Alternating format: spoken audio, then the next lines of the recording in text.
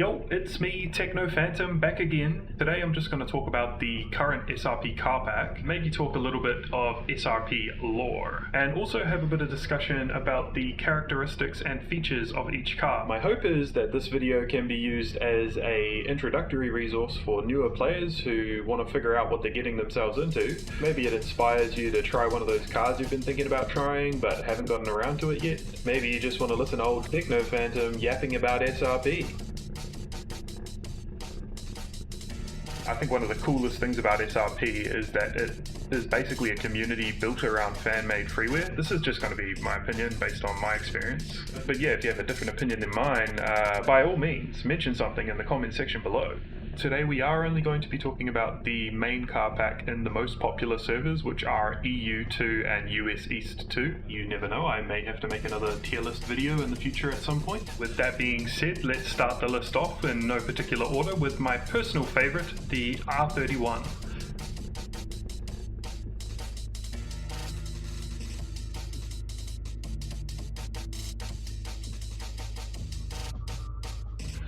This car is an absolute classic. Sad to see how they did my boy by giving him only one slot. If you ever come across one of these in the wild, it's probably being followed by an enormous trail of smoke, and it's probably also going to kill your time attack lines. It's also a legacy car. It's in the EU5 legacy server. Basically what that means is it's part of the OG car pack. These cars have been around for a long time. In terms of PC performance, they are generally quite optimized and they all adhere to a street tire meta. It's a real shame this thing is such a meme, to be honest, because I do think it has more potential. The way that this car comes in the default setup, it just wants to drift, but if it's set up correctly, it's actually kind of fast. You just never see anybody use it that way. But yeah, in terms of stats, this thing does hit 326 if you use the right gears. It does actually have decent acceleration, it's just that it has so little grip that you can't really put that power down. There is a bit of aero there, you can feel the aero. It has a good collider, good Beyblade protection. In terms of pace, in terms of lap times, this thing doesn't do faster than a 419 around C1, if I recall correctly. So for that reason, it's near the top, but it's firmly in the C tier. It is my favorite, so I am biased towards it, but nonetheless, in reality, it is just going to be in the C tier. Next up, the MR2, another legacy car again. This is quite an advanced car, but the car itself is quite capable if used correctly. Basically what it lacks is a little bit of grip because it's on the old street tires, but at the same time, it has decent power considering the cars it can outpace in a straight line. It has a decent top speed. Yeah, good brakes, good aero. Obviously it's a mid-rear engine. The MR2 also has quite a small wheelbase, meaning that it can be quite nimble and it can navigate tight gaps on the C1 between traffic. It's definitely a favorite amongst the OGs. Not really one you tend to see new players utilizing to its fullest potential. Honestly, this car is one of the ones I'm not super competitive in, but from what I've seen other people do with it, I definitely know that it is a firm contender within the A tier.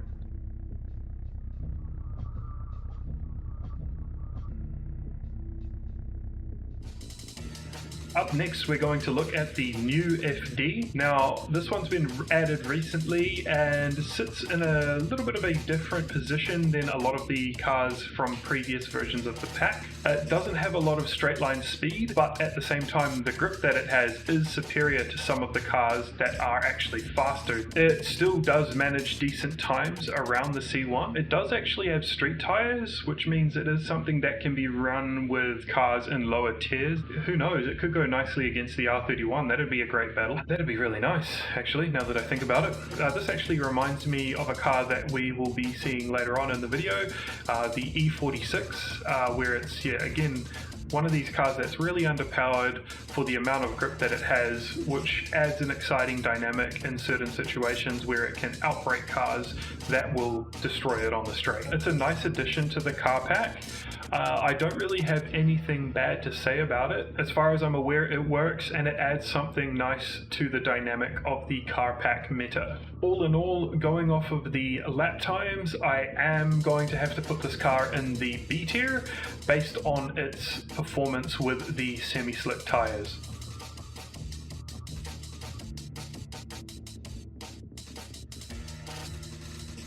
Up next, let's have a look at the Roof CTR. This is known as the Masochist car. It has the most punishing tire dynamics of any car. This is the millennia, or rather the Elden Ring of SRP cars, because you will be putting yourself into the wall if you over rotate or under rotate for that matter. This thing can be quite sketchy. However, if you are capable of taming this beast, it is quite a capable car. I think it's very much a niche car and it deserves a place in the server for that reason. Yeah, it's kind of a flex to see somebody driving this car because of how difficult it is. So definitely, arguably the most advanced car in the server. Use it at your own risk if you are new. Based on the lap times and what this thing is capable of, I am going to actually put this in the B tier.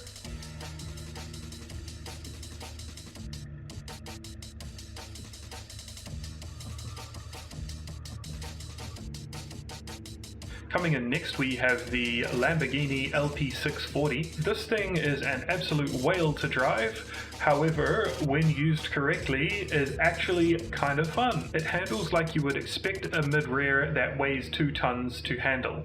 So basically, this thing is like a big roadblock on the C1. I will say that at times it can feel a little underwhelming, considering what you would hope for in terms of a lore-accurate, modified Wangan Lamborghini. This thing kind of feels just like a stock Lamborghini.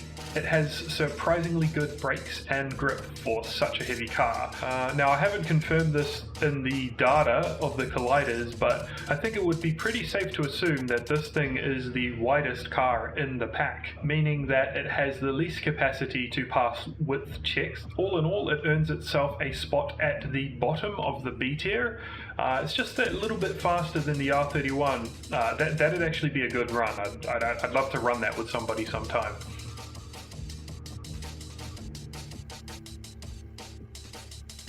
Up next is the Ferrari F355 Challenge, aka the Persephone.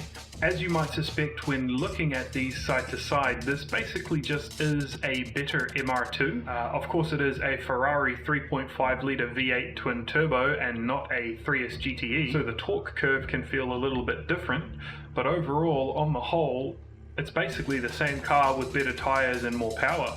This is a recent addition to the car pack and I quite like this car, but honestly I do have to say the thermal characteristics of the semi-slick tyre on this mod are a little bit jank. There's actually a few cars that have this same issue, and unfortunately these tyres also have a little bit of an issue with thermal runaway when used consistently.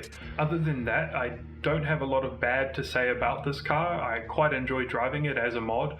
It's surprisingly wide for how short and low it is. Yeah, it's a funny shaped car. It's almost a flat square. That being said, it is a very capable car in the right hands, and going by lap times, ultimately it does push itself a tier above the MR2 into the S tier.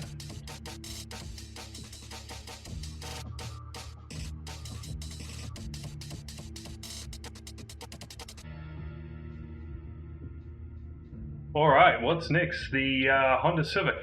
So this is another legacy car and the only front-wheel drive car in the pack. It's basically what you would expect from a Civic. The only thing I would say was unusual about this car in terms of the typical Civic characteristic is that it does have the option of running a gear set that will go above 300 kilometers. It's quality mod, well made, can't really fault it too much. It has just recently had semi-slick tires added and they don't really necessarily add as much grip grip as I was expecting them to. Tires similar to the E46 would really bump it up to a higher tier, but unfortunately without that, this car does remain in the C tier.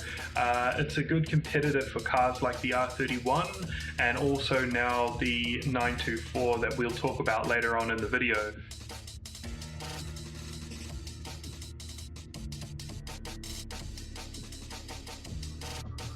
The next car we'll be looking at is the RX-7 FC. What I can say about this car is it is one of the better ones. It's well optimized, was the meta car for a period of time. As far as the C1 loop was concerned, this thing was practically unbeatable there.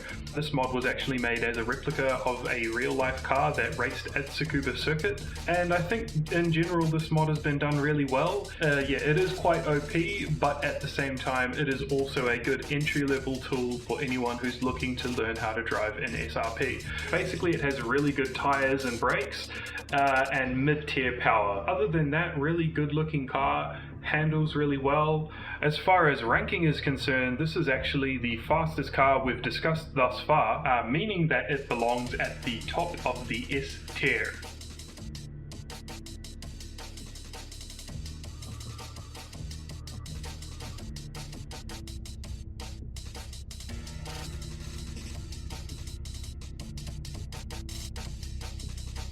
Up next is the S15. This is another legacy car that's kind of been done dirty by the addition of the semi-slick tires to the pack meta. It used to be a little bit more competitive than it is now. However, it's still a solid mod. Again, no major issues to report. Solid in terms of FPS impact. What you will find with this car is it does lack grip in comparison to some of the other cars. That is because it adheres to the old legacy street tire model. Yeah, I mean, in terms of top speed, it can hit a decent number. It gets above 300. If you crank the wing up to 10, you'll find the rear end to be really planted and difficult to oversteer at high speed. The aero is there if you need it. The thing that this car is really going to feel like it is lacking when you drive it is grip. It's also another car that I would say the skill ceiling is quite high in because of the amount of skill required in order to get to the grip out of it that you can. You need to have a rough idea of how to tune, and even then you need to have a good idea of how to drive. All in all, this car is a solid contender within the meta of the pack, and even though I've seen certain drivers extract enough pace from this car to put it in the A tier, I think this car unfortunately does only land itself around the top end of the B tier.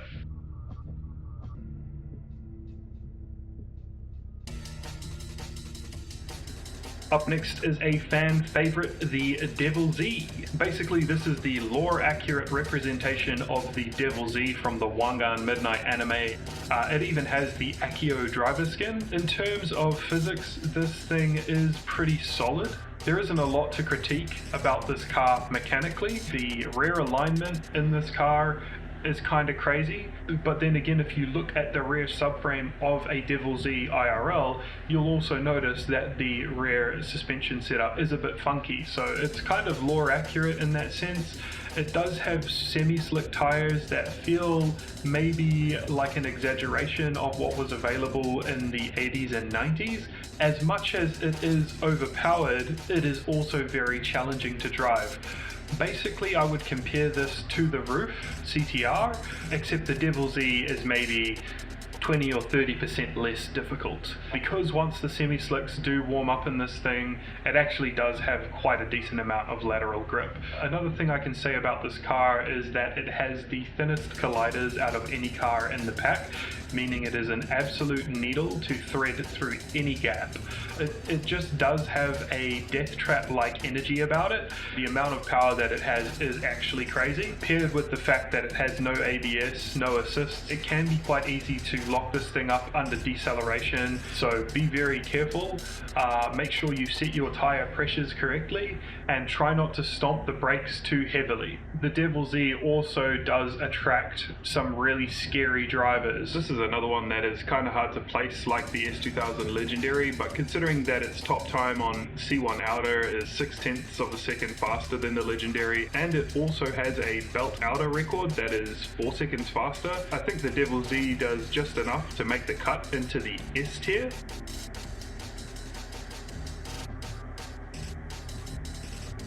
Next up we have the 924. The 924 is a recent addition to the car pack. It is a little bit of an interesting car. I've tested it, driven it, tried to get a little bit of a pace going with it. It does have what I would consider to be superior grip to the other cars in its class. However, this is probably, on a straight line, the slowest car in the car pack, period. It tops out at around about 260 something kilometers, and there is no option to change the gear set. So as far as a use case scenario with this car, it is kind of bound to the C1. I mean, there is not another car in the server that won't completely dust this thing if we go in a straight line. So yeah, other than that, I mean, I quite like having a 924 in the server. I think it adds something positive to the car pack. Yeah, it looks nice. It's got a nice wide body kit.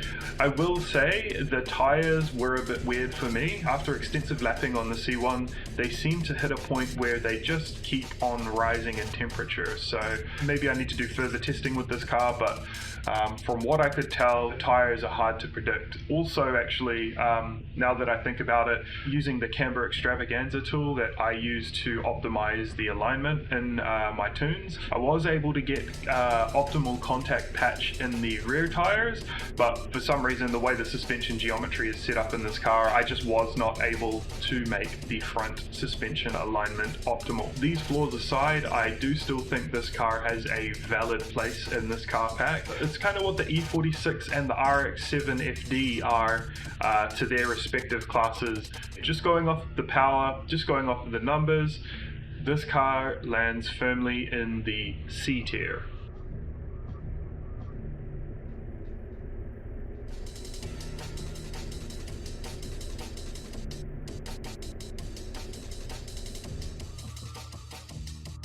Up next we have the Evo 5, and honestly this thing is a bit of a weapon. I really like the changes that have been made to this car in comparison to its previous iteration. The main contributing factors to this conclusion for me would definitely have to be the adjustable front and rear diff settings. Yeah, it's a solid representation of what you would expect from an Evo 5. I think it's a good looking Evo 5 mod. It is one of the only cars in the pack with working fog lights that actually shine. There are other cars in the pack that have fog light extra options that just don't cast any light. As far as performance is concerned, you might find yourself experiencing excessive understeer. Surprisingly, this car does still actually have a relatively high top speed. Actually, one of the complaints I do have about this car is the fact that, okay, yeah, it's nice that we've got a tall gear ratio that can get up to a lore accurate one gun top speed, but at the same time, it just really feels like it needs maybe a shorter final drive ratio with the top speed around, say, I don't know, somewhere between 260 to 280. That might just help it to be a bit more competitive on the C1. But yeah, going off of the lap times, this car lands itself firmly in the B tier. It's not the fastest car in the B tier, but it does deserve a spot there. It's slightly faster than the R31, slightly faster than the cars in the C tier. So for that reason, it really just earns its spot up in the B tier.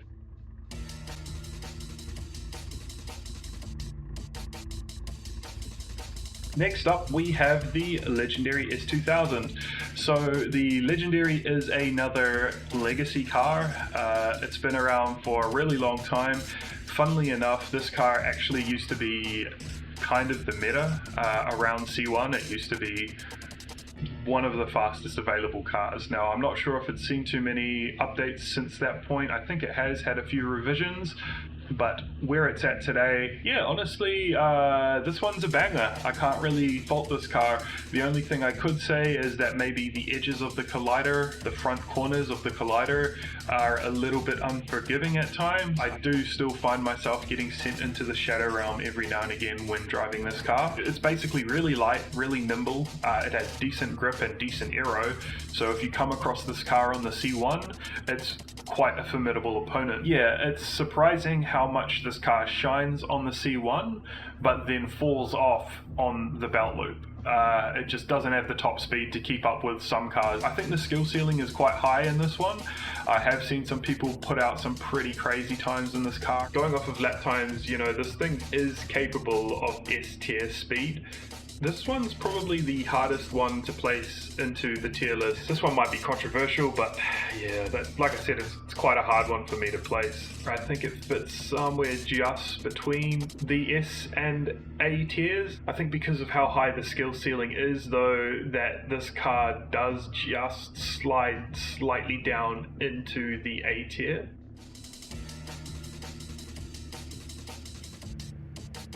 Okay, so up next is the S13 Silvia. So this car's been added recently. It's actually made by one of the members of the community. It fits really well in the pack. I've spoken about it in the previous SRP car pack review. I really don't have many bad things to say about this car. It feels like a good representation of a S13 with decent power. It's an older platform, so it doesn't have the most stability, but at the same time, if you power slide it or four-wheel drift it correctly, you can actually get a really decent pace out of it. As far as the pack balancing is concerned, I do find it a little bit strange how the much older S13 ends up being 2 tiers higher than the much newer S15. But like I said, I think the S15 just got done dirty a little bit with the recent meta change. Maybe the S15 could benefit from having a tire buff added as an option.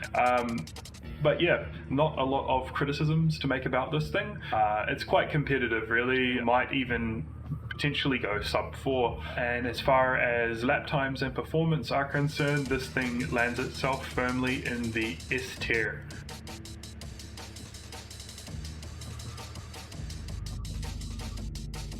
Now we have the E46, the M3 E46. So this car was added a couple of weeks back, then removed quickly, then it was changed to a V10 with streets only. But this car is, in my opinion, an absolute banger. The E46 can basically dive bomb and outbrake anything in the server. If you're running around the C1, the E46 should be able to survive indefinitely. I think it's nice to see a car that can actually outbrake and outgrip the FC, but then I also like the fact that it has much less power, so you can't exactly claim that it's overpowered. And it actually does have the capacity to go above 300 kilometers an hour, which is nice. The thing I really like about this car is because it so heavily resembles a real-life track car or touring car, it does turn the C1 into a much safer place to be. It really just makes the C1 feel a lot larger than it is in comparison to what you would experience in some of the other cars. Honestly, driving this thing around the C1 kind of feels like driving a NASCAR around Daytona. Going off of the lap times, I think this thing really does land itself in the S tier, which is a bit strange because it's not really competitive anywhere other than the C1, but because of how competitive it actually is on the C1, I have no other choice but to place it in this tier.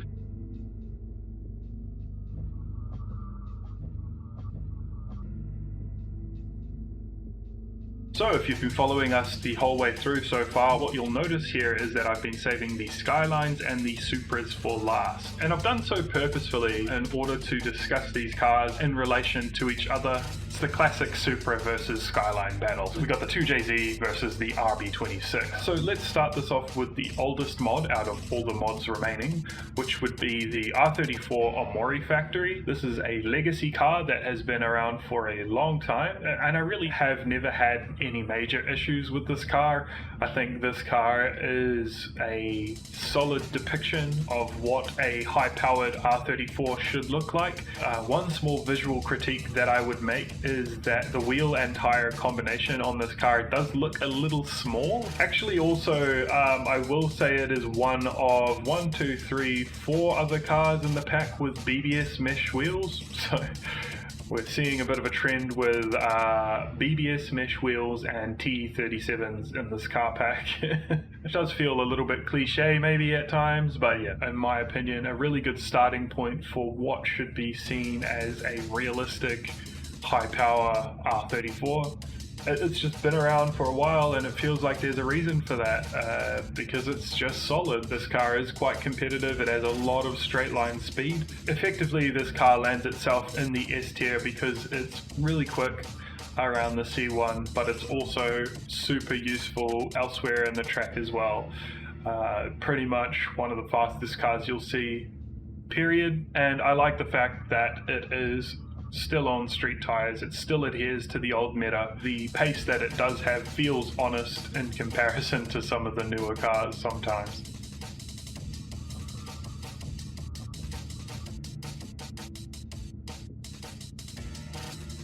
I think this one could potentially even be older than the Omori, I'm not quite sure, but the S900 is the next car we'll be taking a look at. Now this one is a bit of a beast. I do have a soft spot for this car. A long time ago I spent a good amount of time drifting down Fujimi Kaido in this car on the original Forza Motorsport. Now we are going back to the original Xbox era here, so my memory might be a bit foggy, but this mod handles pretty much the same. It doesn't really have any major flaws as far as I'm aware of. In fact, it's seen a small update recently that seems to have tidied the mod up even more. The only thing I will say is that the old Collider seems to have returned with this recent update. It's kind of 2 steps forward, 1 step back in that respect. But hey, really like this mod. In comparison to the other Supras, it basically has more power, more grip, and ironically, despite all of the crazy wide body kit provisions it does have going on, it actually doesn't have a hell of a lot of downforce. There is some downforce, the downforce is there, it's just not huge, it's not an enormous amount of downforce. If anything, what the body kit must be doing is helping to reduce drag, because this does also have the highest top speed of the Supras. It tops out at around about 360 something. Visually, this one is a car that you either love or hate, and there is no in between. The body kit is quite the statement. I personally love it, but not everybody feels that way. I think I've heard it referred to as resembling a tumor, which is not necessarily inaccurate, but it's definitely at the more advanced end of the car pack difficulty spectrum, just because it requires a lot of throttle control and you need a good understanding of tuning to really get the most out of this car. Going off of times, it lands itself firmly in the A tier. It just about nudges itself over to the S tier, but just not quite.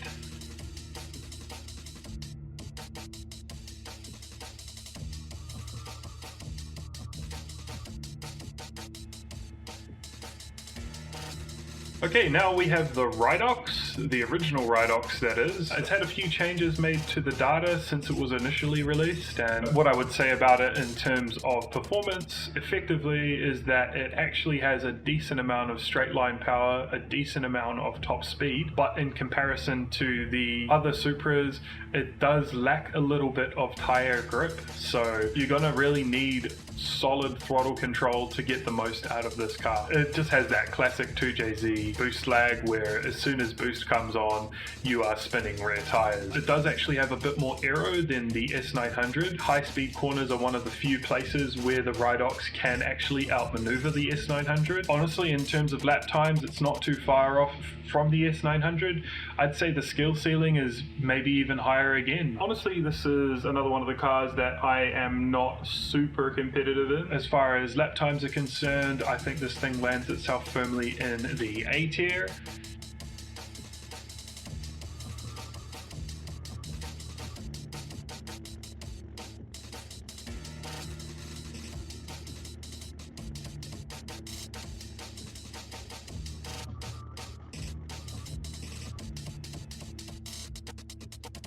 Okay, so next we have the Spectre. So yeah, this was added recently and then updated again recently. As far as I'm aware, this can be a little bit of a performance hog on your PC. When it was originally added, it was one of the first cars in a while that could keep up with the FC. But since being updated, it actually appears that it has been nerfed. I'm not necessarily complaining either. I think it's nice that we have 3 Supras all around about the same power level. It used to go sub 4. The best time was a 353. Now I question whether it can even achieve sub 4. In terms of performance, the way that this car stacks up next to the other Supras, from what I've felt from the recent update, it feels like it has less power in a straight line, but it actually has the most downforce out of all of them. I would say that the Spectre actually has even more of that high-speed maneuverability. So this updated version, it has both a street tire and a semi-slick tire option. With the semi-slick tire, I was actually unable to optimize the camber alignment no matter what I did. I'm not actually certain that this isn't just a bug on my end with camber extravaganza. Weirdly enough, when I put the street tire on,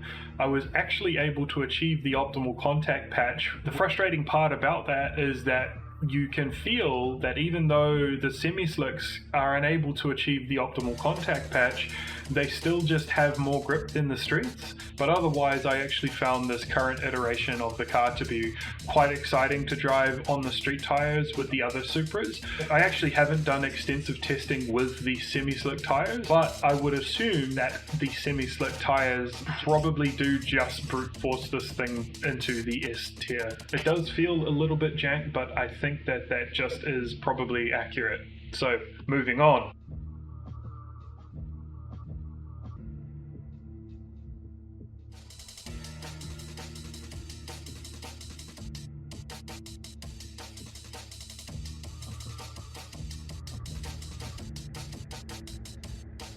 Next up, we're going to talk about the R32 GDR, aka the C1 Princess.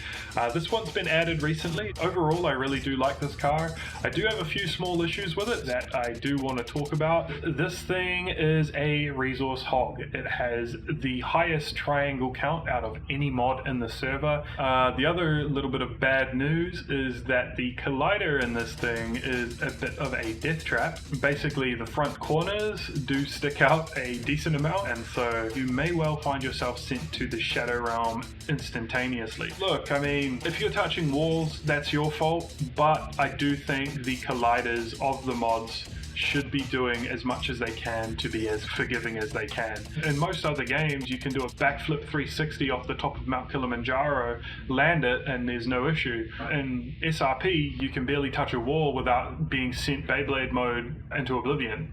The third bit of bad news with this car is it also has similar issues with the semi-slick tire as some of the other cars, where it takes ages to warm up, and in certain extreme use cases it can start to overheat. As far as the tires and the collider are concerned, those two issues individually are kind of small, but when paired together they actually create a larger problem, which is making this car a bit more frustrating to drive than it needs to be. And when you add to that the FPS issues that you might experience when driving this car, you start to see why people might be avoiding using it, which is a real shame because I really like this car.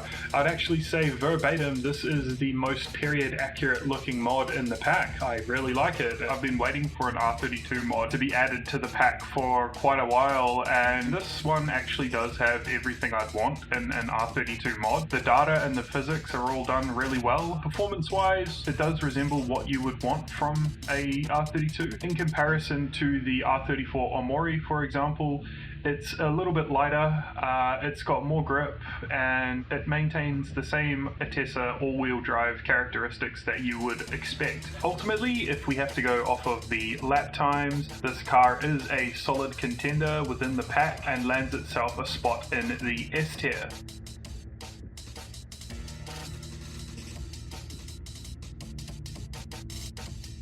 In a sense, we have saved the best for last. That's not to say that these cars are my favorites, but on paper they are actually absolutely by far the best. So we're going to start off with the 600R. What I'll say just off the bat is that I actually do like this car. I like the role that it plays in the meta. I do like the level of difficulty that is involved in driving this car, but I do have an issue with the suspension geometry. You'll notice in the setup tab, if you go over to suspensions, this thing has to run a minimum 12k spring. If you check online at R33 GDR forums, this is not a car that you really tend to see people running 18k springs on. It handles like it's got pogo sticks on all four ends. The suspension geometry in this thing is just broken. Yeah, otherwise I think it adds something positive to the pack overall. I like seeing a high power GDR. The tires are maybe a little bit too OP. I don't necessarily mind it. I definitely don't think it's the worst car in the pack.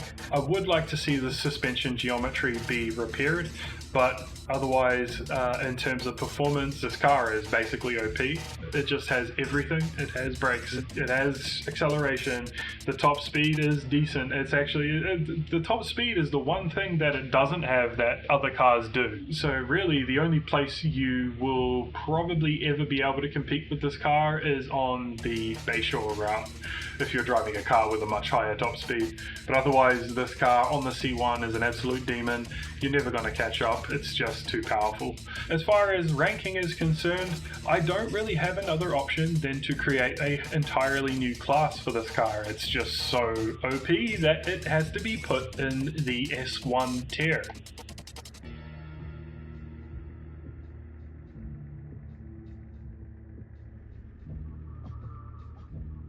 Last but not least, we have the Banksy. This is definitely, in my humble opinion, the least realistic car. If we thought that the 600R's physics were maybe a little bit larger than life, maybe a little bit exaggerated, wait until you get a load of this car. The thing is with the 600R, at least it's got a full roll cage with some stripped interior and looks kind of like a race car. This car's got full interior, no cage, just about looks like a stock R34. It's the ultimate sleeper build. Yeah, and I don't want to tear into it too much. I don't think that this is, strictly speaking, a bad mod. I just do see it as being a little bit hard to make sense of in relation to the rest of the pack. That being said, I do also see how it is a really good entry-level tool for people who want to get into SRP without having to suffer for thousands of hours in order to do so. And I think, to be honest, the reason that SRP isn't as big as it could be is because it just is too difficult. Most people come here, try to get some laps in, barely know the track, they die on the first corner, and it's really overwhelming. I think for that reason, the Banksy has a valid place in the server. You know, I do have mixed feelings towards that, because then also what I've been seeing is the issue of less experienced players coming to hang out in the train with the more experienced players. They've got all the assists in the Banksy so they can actually join us, but they don't have the track experience, and so sometimes they can kind of be a bit of a liability in the train. But I guess at the end of the day, if we want the community to grow, that's just something we are going to have to be prepared to tolerate. You know what I mean? Like, how are new players supposed to come and familiarize themselves with the track, get comfortable in the server, with the people and the vibes, without being scared off by the absolute hardcore sweats and extreme learning curve, right? And honestly, other than that, this is not a terrible mod. Visually, I think it's really good looking. Yeah, honestly, as an experienced player, I personally find this car quite boring to drive. There's not a lot of entertainment to be had in me driving around in a car that nobody can keep up with. I think it serves a valid purpose as a learner car, because yeah, otherwise what's going to happen, players going to come along. By the point that they've joined SRP, they've had to go, it's not like Counter-Strike where the mods download for you if you join a server. You actually have to go and track down the mods for yourself, learn how to install them. By the time you get to the server and the server's too hard and overwhelming, some players might just get discouraged and turned away, and then they leave. And at that point, what happens? They go looking for something that they can handle. And you know what they can handle? No hezzy physics. So for that reason, I think it's valid to have a car like the Banksy in the server. Same with the 600R. That gives players a good entry-level progression system from Banksy to 600R. Next thing you know, they're driving the FC, and one day we might even have more than the current 6 drivers who can use the Yellowbird competently. I actually find it quite amusing how the 600R is so OP that we've had to create an entire new tier for it. You would think that because the 600R already is so overpowered that maybe this car might end up in the S1 tier 2, but actually, realistically, this car has to go up one more tier again into a tier of its own, so for that reason, the Banksy is going into the S2 tier.